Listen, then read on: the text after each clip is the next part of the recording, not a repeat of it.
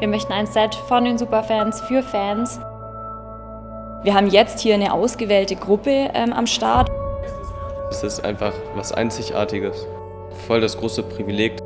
Es ist schon eine Ehre quasi. Also ich finde es auf jeden Fall eine 10 von 10 den Tag heute. Für mich ist das einfach wie ein doppelter Geburtstag, weil es einfach wirklich einzigartig ist und auch nur einmal im Leben so wirklich die Chance hat, so einen Tag zu haben. Ja, also diese Möglichkeit zu haben, mal in einem Set mitzugestalten, das selber mitentwickeln zu können und zu entscheiden, welche Teile sollen am besten reinkommen, welche gefallen mir am besten und welche sind am Ende das Beste für unsere Fans.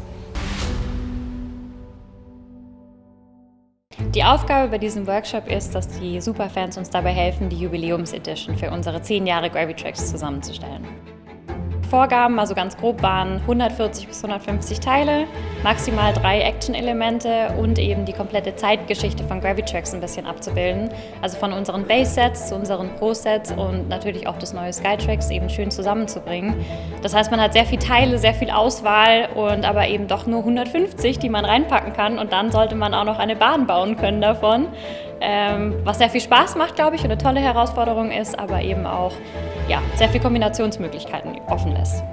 Die Herausforderung war, trotz allem, was quasi da ist, doch nicht so aus den Vollen schöpfen kann, weil man halt in einem gewissen Rahmen dabei bleiben muss. Und das ist nicht so einfach.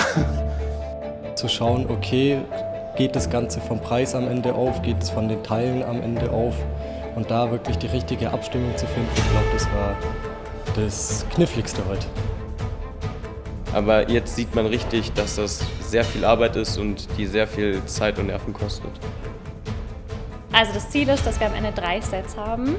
Wir haben 3 Gruppen, die jetzt erstmal recht viele Ideen hatten, und wir haben es runtergebrochen auf 3 Stück. Die werden jetzt ausgearbeitet, da gibt es einen konkreten Set-Vorschlag und dann hoffentlich haben wir eine ganz tolle 10-Jahres-Edition nächstes Jahr.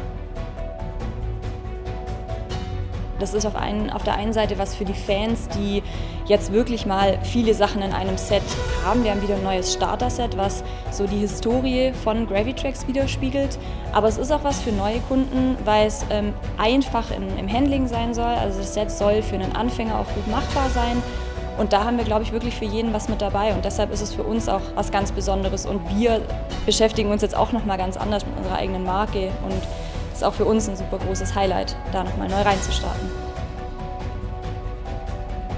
Und am Ende ist es ein Set von den Fans für die Fans. Und das wird auch in der Community wiedergespiegelt werden.